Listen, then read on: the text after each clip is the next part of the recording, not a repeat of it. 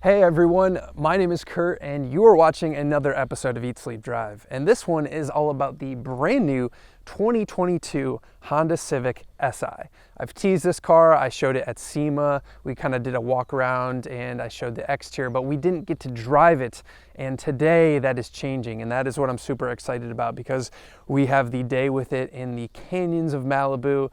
And we get to see, is this the most fun Civic Si to drive yet? That's what Honda claims, and that is a super bold claim because they've been making this car for 35 years, and there are some really good ones intermixed in there. I used to own a 99 Honda Civic Si, that was the EM1 version, in this beautiful blue color. That was such a fun car. I remember it revving super high. Now that was naturally aspirated, obviously more than 20 years ago. A lot of safety and technology has come since then. So this is a very different car, but we get to see how much of that spirit is still in it. So what we're gonna do is take a brief walk around outside, inside. I'm gonna show you some of the features, and then most importantly, we're gonna take it for a rip around these canyons. And I'm gonna let you know if it is really that fun to drive. And of course, we'll be doing the bike test too. Starting with the exterior, it doesn't actually look that much different than the standard sedan, which in some ways isn't that bad because I think the standard sedan is a pretty good looking vehicle, but in other ways it doesn't stand out as much as maybe you would like from your sports car. That said, you do get some unique color options like this crazy burnt orange color, which looks fantastic, especially in this California sun. One of the things that I think is kind of nice about this car is that it basically just comes as is. There's not really a lot of options. So it comes standard with a lot of things that you would want, like LED headlights, and it comes standard with the Bose audio system, which we'll talk more about in the interior. But the only thing you could really option are some HPD package accessories on the outside, so a lip, a side spat, some cosmetic things, maybe some wheels as well. On the sides, you have the blacked out 18-inch wheels. They had a blue version at the press event, and they have this burnt orange color. I think the black wheels look good on them, both of those personally. Coming around to the back end, the theme is similar. Not much has changed back here. Black spoiler, not doing too much, but looks decent. And then they have a dual exhaust setup in the back, which is different than the base car.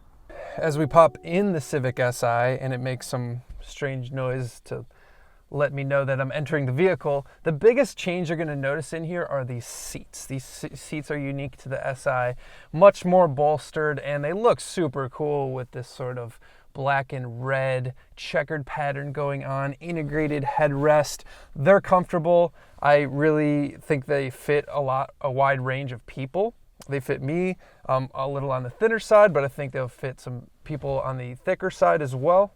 The red accents continue to the door cards, and then onto the honeycomb grille that is on the dashboard as well. And that honeycomb grille is something that we see in the standard Civic, and then they just surround it with the red accent. And it does give it a little bit more flair. Now, since a lot of stuff isn't changed here, the big deal with the Si is just the fact that it comes with a lot of stuff as standard. You get the bigger touchscreen as standard. You get the Bose audio system as standard. They've basically just tried to do a good job of, even though the price has increased and it's now right around $28,000, you get a ton of stuff for that money. Now is the time in the video where I do my patented bike test. Now, when I did this with the hatchback, it was so easy. I just threw the bike directly in the back because there was a huge opening for the hatch, and hatchbacks are just super convenient like that. Now, admittedly, this is a bigger bike. This is my mountain bike, not my road bike. But as you can plainly see, there is zero chance I'm gonna be able to get this in this opening, at least with this front tire on. So let's try taking the front tire off and then put it in.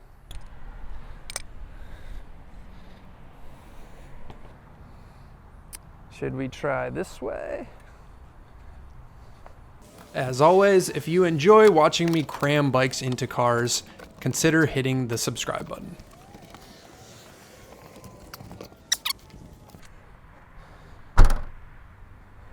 So yes, you can fit a 29er mountain bike in the back of this thing, but it is more involved than the hatch, which you would just chuck it in. So Honda, please make the Si in a hatchback. The moment that you and I have very much been waiting for, the drive with the Si. Let's go. Ooh,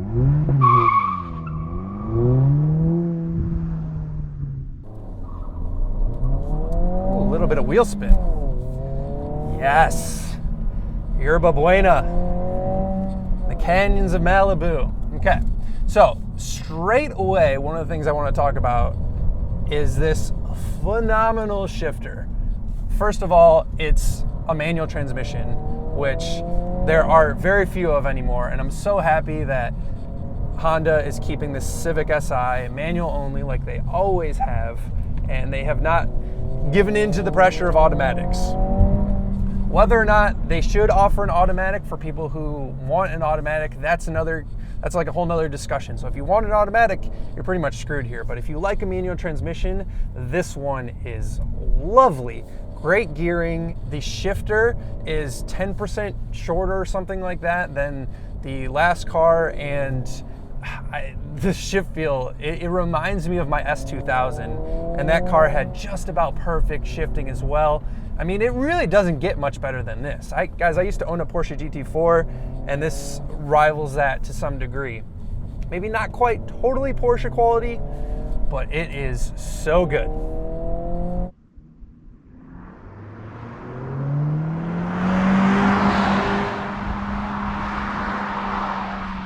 The clutch is a little bit heavier than the standard model that I drove, which is welcome because the clutch in the standard Civic was so unbelievably light. I actually found it sometimes hard to even kind of modulate the clutch to slip it. There's not a lot of feel in it, but that's not too big of a deal compared to, like I said, the standard car, which was just way too light. This road is so twisty. Let's talk about the engine now. 1.5 liter, very similar to the last one, but they made some tweaks. The torque comes on earlier, 300 RPM earlier. Supposedly, it holds on to a little more power up top, even though it makes slightly less peak power, which is very strange to me. It's very unusual for car companies to do this where the next model has less horsepower than the one before. So this one technically has 200 horsepower instead of the 205 of the previous one.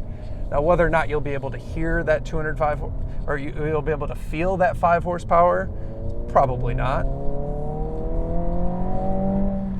But it's peppy enough, and I think the biggest thing with the SI is that you want a compromised vehicle. You want a vehicle that you can daily drive, get good fuel economy, and have fun on a back road. And that's exactly what this does, because you can get 37 miles to the gallon highway in this thing. So you can daily drive it, and it won't beat you up at the pump, but you can come back here and it winds out.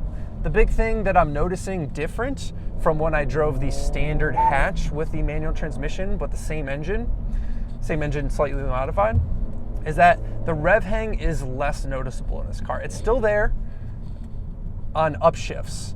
Downshifts, I notice it way less, because on the standard car, I would push the throttle really hard and it would be so slow to rev up. So it was really hard to rev match. Whereas in this car, they lighten the flywheel by 5 kilograms. That's a ton. That's over 10 pounds. And that's 26% lighter than the outgoing model. So it makes it rev a lot quicker.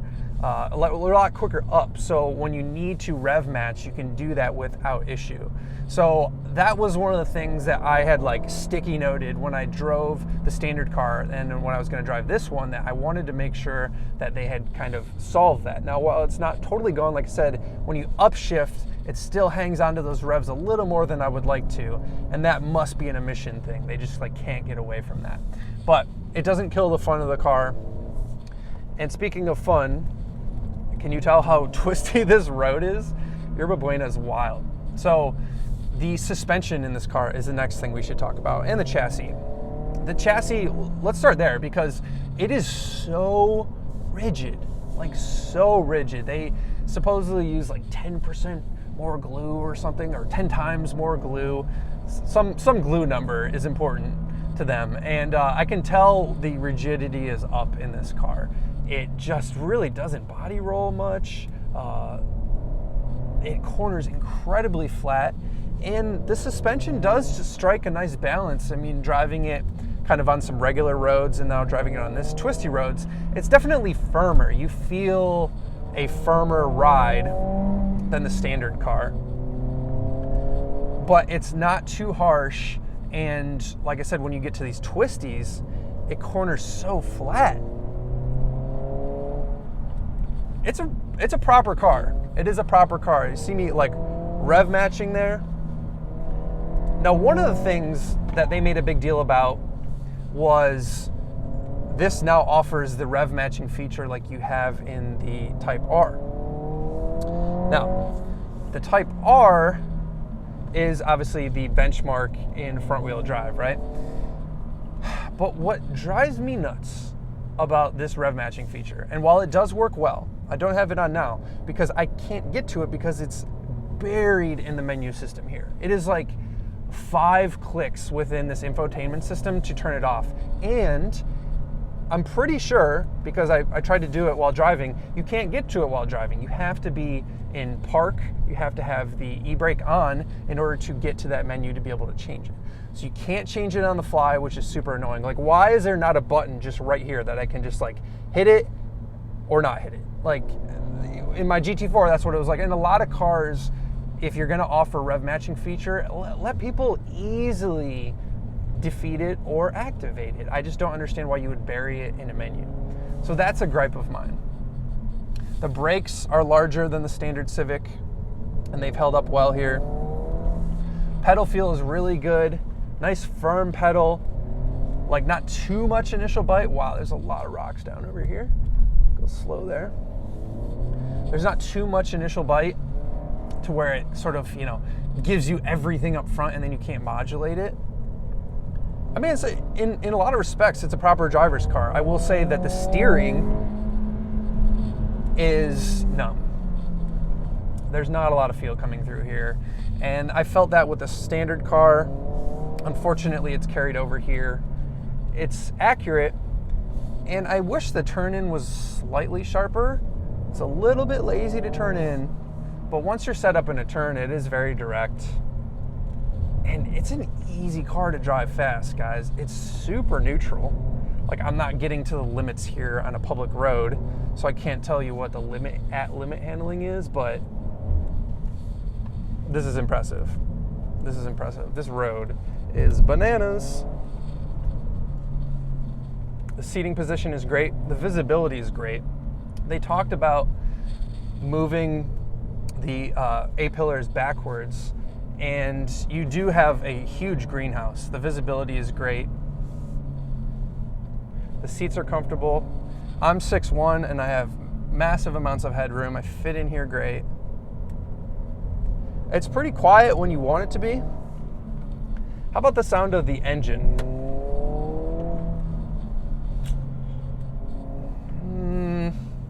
I don't know. They talked about doing something different with the exhaust on this car than the 1.5 liter Touring. It's a little growly, but it's not super inspiring. But it's hard for 4 cylinders to be inspiring. Although I say that and I think about, the old SIs, the old Honda engines that were high revving, and those were very inspiring sounding when they would hit VTEC. This has VTEC as well, but it just, because it's turbocharged, it's kind of less of a transition than those old cars that would just come on screaming. So when it comes time to sum up the SI, how do we sum it up? Because they say it's the most fun SI to drive yet. And in some ways, yes. In other ways, no. Like I said, the steering is a little numb, but the suspension is fantastic. I mean, it's got the best chassis for sure.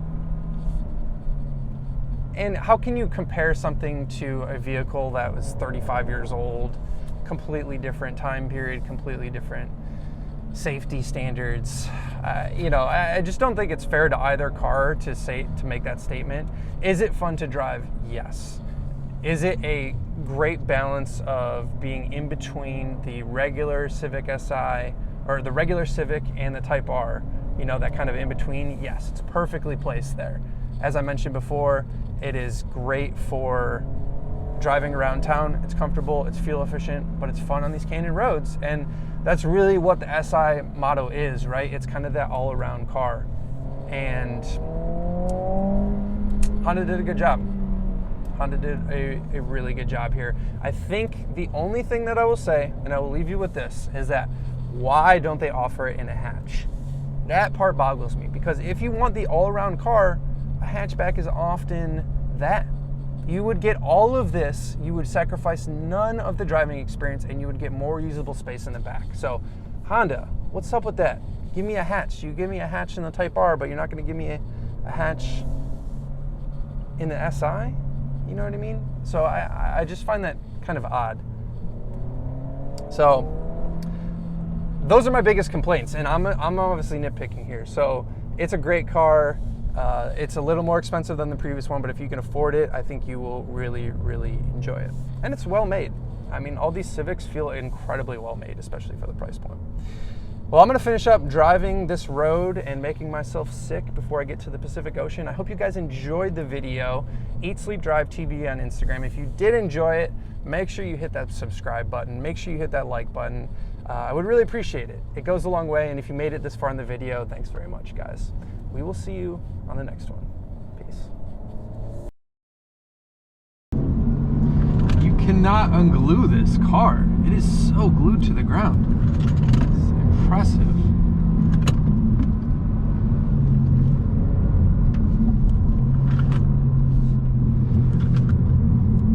Very impressive. I think it's better to think about this car as a budget Type R than anything else. At 28 grand, it is more expensive than the outgoing model, but it is a lot of car for the money. And as I mentioned, it comes with so much stuff. But it is really impressive for a front-wheel drive car.